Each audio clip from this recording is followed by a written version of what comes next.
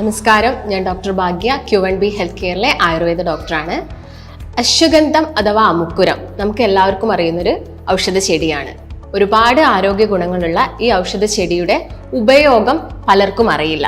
ഇത് എങ്ങനെ യൂസ് ചെയ്യണം എന്നുള്ള കാര്യം ഒട്ടുമിക്ക ആളുകൾക്കും അറിയില്ല. ഇത് പല ഫോമിലും കിട്ടുന്നുണ്ട്. അതായത് അരിഷ്ട രൂപത്തിലും കഷായ രൂപത്തിലും അതുപോലെ തന്നെ ചൂർണ്ണ രൂപത്തിലും ലേഹ്യമായിട്ട് നമുക്ക് ഘൃതം അഥവാ നെയ്യായിട്ട് നമുക്കിത് യൂസ് ചെയ്യാം.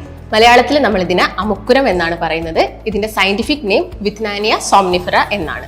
ബോത്ത് മെന്റൽ ആൻഡ് ഫിസിക്കൽ ഹെൽത്തിനെ സപ്പോർട്ട് ചെയ്യുന്ന ഒരു ബെസ്റ്റ് മെഡിസിൻ ആണ് അശ്വഗന്ധം. ഒരു 80 മുതൽ 100 സെന്റിമീറ്ററോളമാണ് ഇതിന്റെ ഒരു ഹൈറ്റ് വരുന്നത്. ഇതിന്റെ എല്ലാ പാർട്സും നമ്മൾ ഔഷധ ഗുണത്തിന് വേണ്ടിയിട്ട് യൂസ് ചെയ്യുന്നുണ്ട്.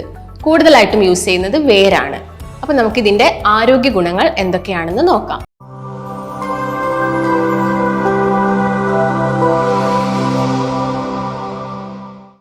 ആദ്യം തന്നെ നമ്മൾ ആയുർവേദപരമായിട്ട് പറയുകയാണെങ്കിൽ മെയിൻ ആയിട്ട് നമുക്ക് വാതശമനത്തിന് വേണ്ടിയിട്ട് ഇത് യൂസ് ചെയ്യാം. അതുപോലെ തന്നെ രക്തശുദ്ധി കൂട്ടുന്നുണ്ട്, ബലവൃദ്ധിക്കും ഇത് ഹെൽപ്പ് ചെയ്യുന്നുണ്ട്. അതുപോലെ തന്നെ നമുക്കിത് റെസ്പിറേറ്ററി കംപ്ലയിൻസിൽ, അതായത് കഠിനമായിട്ടുള്ള ചുമ, ശ്വാസം മുട്ട്, നിങ്ങൾക്ക് ഇടയ്ക്കിടയ്ക്ക് ഉണ്ടാവുന്ന അലർജി കംപ്ലയിൻസിനൊക്കെ നമുക്ക് അശ്വഗന്ധം യൂസ് ചെയ്യാം. അതുപോലെ തന്നെ ഇപ്പം ഡെലിവറി കഴിഞ്ഞ് കിടക്കുന്ന സ്ത്രീകളിൽ അവർക്കൊരു പോസ്റ്റ്മോർട്ടം ഡിപ്രഷനൊക്കെ വരാനുള്ള ചാൻസസ് കൂടുതലാണ്. ഇങ്ങനെയുള്ള കേസിൽ നമുക്ക് അശ്വഗന്ധം യൂസ് ചെയ്യാം. അതുപോലെ തന്നെ മുലപ്പാലിന്റെ വർധനയ്ക്ക് വേണ്ടിയിട്ട് നമുക്ക് അശ്വഗന്ധം യൂസ് ചെയ്യാം. അതുപോലെ തന്നെ നമുക്ക് ഡൈജസ്റ്റീവ് കംപ്ലയിൻസ് നമുക്കറിയാം, ഒട്ടുമിക്ക ആളുകൾക്കും ഉണ്ടാവുന്നതാണ് ദഹനക്കേട്, അല്ലെങ്കിൽ രുചിയില്ലായ്മ, വിശപ്പില്ലായ്മ. ഈ കണ്ടീഷനിലൊക്കെ നമുക്ക് അശ്വഗന്ധം നല്ലൊരു ബെസ്റ്റ് മെഡിസിൻ ആയിട്ട് തന്നെ യൂസ് ചെയ്യാൻ സാധിക്കും. ഞാൻ നേരത്തെ പറഞ്ഞു, ഫിസിക്കൽ ഹെൽത്തിനെ മാത്രമല്ല ഇത് മെന്റൽ ഹെൽത്തിനെയും സപ്പോർട്ട് ചെയ്യുന്നുണ്ടെന്ന്. അതായത് നമുക്ക് വരുന്ന ഓർമ്മക്കുറവ്, അല്ലെങ്കിൽ ബുദ്ധിക്കുറവ്, അല്ലെങ്കിൽ നമുക്ക് ഇടയ്ക്കിടയ്ക്ക് വരുന്ന മറവി, ഇങ്ങനെയുള്ള അസുഖങ്ങളിലൊക്കെ നമുക്ക് അശ്വഗന്ധം യൂസ് ചെയ്യാവുന്നതാണ്. അതുപോലെ തന്നെ നിങ്ങൾക്കിപ്പോൾ എന്തെങ്കിലും ഒരു ക്ഷതം സംഭവിച്ചു കഴിഞ്ഞിട്ട് നിങ്ങൾ അതിന് വേണ്ടിയിട്ടുള്ള മെഡിക്കേഷൻസും കാര്യങ്ങളൊക്കെ എടുത്തിട്ട് റെസ്റ്റ് എടുക്കുന്ന സമയത്ത് നമുക്ക് അശ്വഗന്ധം യൂസ് ചെയ്യാവുന്നതാണ്. ഇതുമൂലം നമുക്ക് ബലം വർദ്ധിക്കും. അതുപോലെ തന്നെ ലൈംഗിക ശക്തി കൂട്ടാൻ വേണ്ടിയിട്ടും അശ്വഗന്ധം ഹെൽപ്പ് ചെയ്യുന്നുണ്ട്. അതായത് ഇപ്പം ഇറക്ടൈൽ ഡിസ്ഫങ്ഷൻ പോലുള്ള അസുഖങ്ങൾ, അല്ലെങ്കിൽ നമുക്കുണ്ടാകുന്ന സ്പേം കുറയുന്ന ഒരു കണ്ടീഷൻ, അല്ലെങ്കിൽ സ്പേമിന്റെ മോർട്ടാലിറ്റി കുറയുന്ന കണ്ടീഷനിൽ, ഇങ്ങനെയുള്ള എല്ലാ അസുഖങ്ങളിലും നമുക്ക് അശ്വഗന്ധം യൂസ് ചെയ്യാവുന്നതാണ്. അതുപോലെ തന്നെ നെർവിന് വരുന്ന ഡാമേജസ്, അതായത് ശക്തിക്കുറവ്, അല്ലെങ്കിൽ ബലക്കുറവ്, തളർച്ച, ഇങ്ങനെയുള്ള അസുഖങ്ങളൊക്കെ നമ്മൾ കേൾക്കുന്നുണ്ട്. ഇങ്ങനെയുള്ള കണ്ടീഷനിലൊക്കെ നമ്മൾ അശ്വഗന്ധം യൂസ് ചെയ്യുന്നത് വളരെ ഉപകാരമാണ്. എങ്കിൽ അത് അതിന്റെ കറക്റ്റ് ആയിട്ടുള്ള ഒരു ഫോമിൽ തന്നെ യൂസ് ചെയ്യണം. അപ്പൊ എപ്പോഴും നിങ്ങളൊരു ഡോക്ടറിന്റെ നിർദ്ദേശപ്രകാരം മാത്രം ഇങ്ങനെയുള്ള മെഡിക്കേഷൻസ് ഒക്കെ എടുക്കുക. ഇനി ഇതെങ്ങനെയാണ് നമ്മൾ യൂസ് ചെയ്യേണ്ടതെന്ന് നോക്കാം. അതിൽ ആദ്യം തന്നെ ഈ അമുക്കുരം നന്നായിട്ട് കഴുകിയിട്ട് വൃത്തിയായിട്ട് പാലിൽ പുഴുങ്ങിയിട്ട് തണലത്ത് വെച്ച് ഉണക്കിയിട്ടാണ് നമ്മൾ നോർമലി ഇത് യൂസ് ചെയ്യുന്നത്. അതുപോലെ തന്നെ ഓരോരോ കണ്ടീഷനിൽ ഓരോ രീതിയിലാണ് യൂസ് ചെയ്യുന്നത്. ഞാൻ നേരത്തെ പറഞ്ഞു കഴിഞ്ഞു. ഇതിന്റെ എല്ലാ പാർട്സും തന്നെ നമുക്ക് യൂസ് ചെയ്യാവുന്നതാണ്. കൂടുതലായിട്ടും യൂസ് ചെയ്യുന്നത് വേരാണ്. ഇപ്പം ഇറക്ടൈൽ പ്രോബ്ലംസ് ഒക്കെ ആണെങ്കിൽ കൂടുതൽ എഫക്റ്റ് തരുന്നത് ചൂർണ്ണമായിരിക്കും അഥവാ പൊടിയായിരിക്കും. അപ്പോൾ ഇത് നമ്മൾ നൈറ്റ് ടൈമിൽ ഒരു ടീസ്പൂൺ പാലിലൊക്കെ മിക്സ് ചെയ്ത് കഴിക്കുന്നതാണ് കുറച്ചും കൂടി ബെറ്റർ. അതുപോലെ തന്നെ ഇപ്പൊ സ്ത്രീകളുടെ കേസ് നോക്കുകയാണെങ്കിൽ, ഈ അബോർഷൻ അല്ലെങ്കിൽ മിസ്കാരേജ് ഒക്കെ കഴിഞ്ഞ ലേഡീസ് ആണെങ്കിൽ അവർ കൂടുതലായിട്ടും ഈ അശ്വഗന്ധം എടുക്കേണ്ടത് തേനിലാണ്. അങ്ങനെ എടുക്കുന്ന സമയത്താണ് അതിന്റെ കൂടുതലായിട്ടുള്ള ഒരു ബെറ്റർ റിസൾട്ട് നമുക്ക് കിട്ടുന്നത്. അതുപോലെ തന്നെ എക്സിമ പോലുള്ള കണ്ടീഷനിൽ നമുക്ക് അമുക്കുരത്തിന്റെ ഇല അരച്ചിട്ട് ആ ഒരു ഭാഗത്ത് അപ്ലൈ ചെയ്ത് കൊടുക്കുന്നത് നല്ലൊരു റിസൾട്ട് കിട്ടുന്നതാണ്. അതുപോലെ തന്നെ ഞാൻ നേരത്തെ പറഞ്ഞു, ഈ ED പ്രോബ്ലംസ് അഥവാ ഇറക്ടൈൽ പ്രോബ്ലംസ് ഒക്കെ ഉള്ള ആളുകളിൽ അമുക്കുരത്തിന്റെ പൊടിയും അതുപോലെ തന്നെ നായ്ക്കുരണം പൊടിയും കൂടി മിക്സ് ചെയ്ത് കഴിക്കുന്നതും ഒരു ബെറ്റർ റിസൾട്ട് കിട്ടാൻ ചാൻസ് ഉണ്ട്. അതും അവർക്ക് പ്രാക്ടീസ് ചെയ്ത് നോക്കാം. പക്ഷെ എപ്പോഴും ഒരു ഡോക്ടറിന്റെ നിർദ്ദേശപ്രകാരം മാത്രം ഇത് ഫോളോ ചെയ്യുക. അതുപോലെ തന്നെ ഇപ്പം മെനാപ്പോസ് ആയ അല്ലെങ്കിൽ ആർത്തവ വിരാമം സംഭവിച്ച സ്ത്രീകളിലാണെങ്കിലും അവർക്ക് ഈ അശ്വഗന്ധം എടുക്കുന്നത് എപ്പോഴും രാത്രി സമയങ്ങളിൽ പാലിൽ മിക്സ് ചെയ്ത് എടുക്കുന്നതാണ് കുറച്ചും കൂടി ബെറ്റർ. അതുപോലെ തന്നെ നമുക്കിപ്പം ഇതൊന്നും പോസിബിൾ അല്ലെങ്കിൽ നമുക്ക് ഡയറക്റ്റ് ആയിട്ട് ഇതിന്റെ അരിഷ്ടോ അല്ലെങ്കിൽ കഷായോ അല്ലെങ്കിൽ ലേഹ്യോ ഒക്കെ യൂസ് ചെയ്യാവുന്നതാണ്. അപ്പോൾ നമുക്കിതിലെ ഓരോന്നിനെ കുറിച്ചിട്ടും കൂടുതൽ കാര്യങ്ങൾ മനസ്സിലാക്കാം. ഇതിൽ ആദ്യം തന്നെ ഞാൻ പറയുന്നത് അശ്വഗന്ധ അരിഷ്ടത്തിനെ കുറിച്ചിട്ടാണ്. നമുക്കറിയാം, അരിഷ്ടം കൂടുതലായിട്ടും ഭക്ഷണം കഴിച്ച് കഴിഞ്ഞതിന് ശേഷമാണ് അരിഷ്ടം എടുക്കേണ്ടത്. ഇതിലുള്ള ഇൻഗ്രീഡിയൻസ് നമുക്കെല്ലാം കോമൺ ആയിട്ട് അറിയുന്ന ചന്ദനം, അതുപോലെ തന്നെ വയമ്പ്, മഞ്ഞൾ, മരമഞ്ഞൾ, നിലപ്പന, മഞ്ചട്ടി, കടുക്കത്തോട്, ഇങ്ങനെ ഒരുപാട് ഇൻഗ്രീഡിയൻസ് അശ്വഗന്ധ അരിഷ്ടത്തിലുണ്ട്.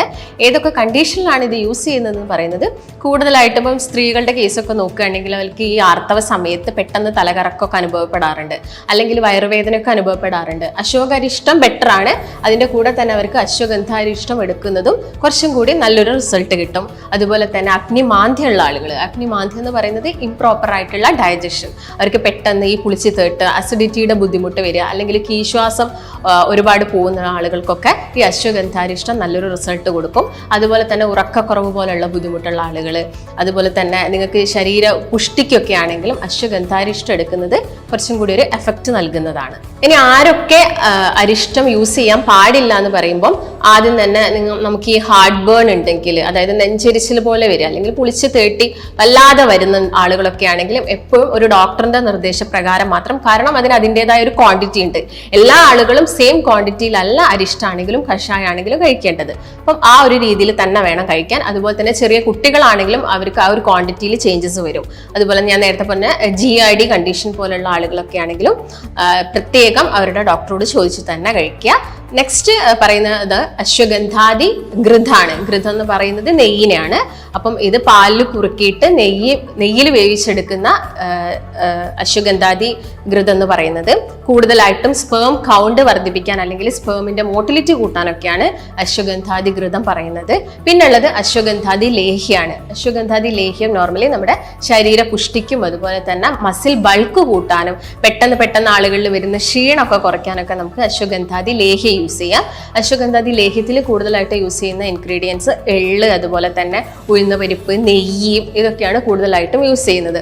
അതുകൊണ്ട് തന്നെ നമ്മുടെ ശരീരത്തിൽ വരുന്ന ആ ഒരു ദഹനക്കേടൊക്കെ കുറയ്ക്കാനും ഇത് ഹെൽപ്പ് ചെയ്യും. അതുപോലെ തന്നെ ആഫ്റ്റർ ഡെലിവറി കഴിഞ്ഞിരിക്കുന്ന സ്ത്രീകൾക്ക് വരുന്ന ഈ ജോയിന്റ് പെയിൻസ്, പുറം വേദന, നടുവേദന, അല്ലെങ്കിൽ വല്ലാതെ വരുന്ന ഗ്യാസിന്റെ പ്രശ്നങ്ങളൊക്കെ ഉള്ള ആളുകളാണെങ്കിലും അവർക്ക് ഈ അശ്വഗന്ധാദി ലേഹ്യം കഴിക്കുന്നത് ബെറ്റർ ആണ്. അതും എപ്പോഴും ഒരു പാലിന്റെ കൂടെ എടുക്കുക. പാലിന്റെ കൂടെ വിഴുങ്ങാൻ പാടില്ല, അത് ജസ്റ്റ് അലിയിച്ചിട്ട് വേണം കഴിക്കാൻ വേണ്ടിയിട്ട്. അതുപോലെ തന്നെ നമുക്ക് യൂസ് ചെയ്യാൻ പറ്റുന്ന ഒരു ഫോമാണ് അശ്വഗന്ധാദി ചൂർണം. അശ്വഗന്ധാദി ചൂർണത്തിലും അമുക്കുരം, നാഗപ്പൂവ്, അതുപോലെ തന്നെ ഏലക്ക, തിപ്പലി, ഇങ്ങനെയുള്ള എല്ലാ ഇൻഗ്രീഡിയൻസും ഉണ്ട്. ഇതാണെങ്കിലും നമുക്ക് ശക്തമായിട്ടുള്ള ചുമയുടെ കേസ് നോക്കുകയാണെങ്കിൽ നമുക്ക് അശ്വഗന്ധാദി ചൂർണം കഴിക്കാം. അതുപോലെ തന്നെ വിരശല്യമുള്ള ആളുകൾ അഥവാ കൃമി ശല്യമുള്ള കുട്ടികളിലൊക്കെ നമുക്ക് അശ്വഗന്ധാദി ചൂർണം യൂസ് ചെയ്യാം. ചൂർണം എപ്പോഴും യൂസ് ചെയ്യേണ്ടത് പാലിലായിരിക്കണം. ചില ആളുകളിൽ പാലിന്റെ അലർജി ഒക്കെ ഉണ്ടാവാനുള്ള ചാൻസസ് കൂടുതലാണ്. അങ്ങനെയുള്ള ആളുകൾ അത് ഇളം ചൂട് വെള്ളത്തിൽ മിക്സ് ചെയ്തിട്ട് കഴിക്കുന്നതായിരിക്കും കുറച്ചും കൂടി ബെറ്റർ. ഹൃദയാരോഗ്യം മെച്ചപ്പെടുത്താനും അതുപോലെ തന്നെ നമ്മുടെ ശരീരത്തിൽ വരുന്ന ചീത്ത കൊളസ്ട്രോളും ട്രൈഗ്ലിസറൈഡ്സ് ഒക്കെ കുറയ്ക്കാനൊക്കെ നമുക്ക് അശ്വഗന്ധാദി ചൂർണ്ണമൊക്കെ യൂസ് ചെയ്യാവുന്നതാണ്. അതുപോലെ തന്നെ ബ്രെയിൻ പവർ കൂട്ടാൻ, അതായത് നമുക്ക് വരുന്ന ഡിപ്രഷൻ, നല്ലൊരു ആന്റി ഡിപ്രസന്റ് അല്ലെങ്കിൽ നല്ലൊരു ആന്റി സ്ട്രെസ് മെഡിസിൻ ആണ് ഇത് അശ്വഗന്ധ എന്ന് പറയുന്നത്. അപ്പം അശ്വഗന്ധനെ കുറിച്ച് നിങ്ങൾക്ക് എല്ലാ കാര്യങ്ങളും മനസ്സിലായെന്ന് വിചാരിക്കുന്നു. പക്ഷെ നിങ്ങൾ ഇത് യൂസ് ചെയ്യുന്ന സമയത്ത് എപ്പോഴും ഒരു ഡോക്ടറിന്റെ നിർദ്ദേശപ്രകാരം മാത്രം യൂസ് ചെയ്യുക. നമുക്ക് മറ്റൊരു നല്ല ഹെൽത്ത് ടോപ്പിക്കുമായിട്ട് വീണ്ടും കാണാം. നന്ദി.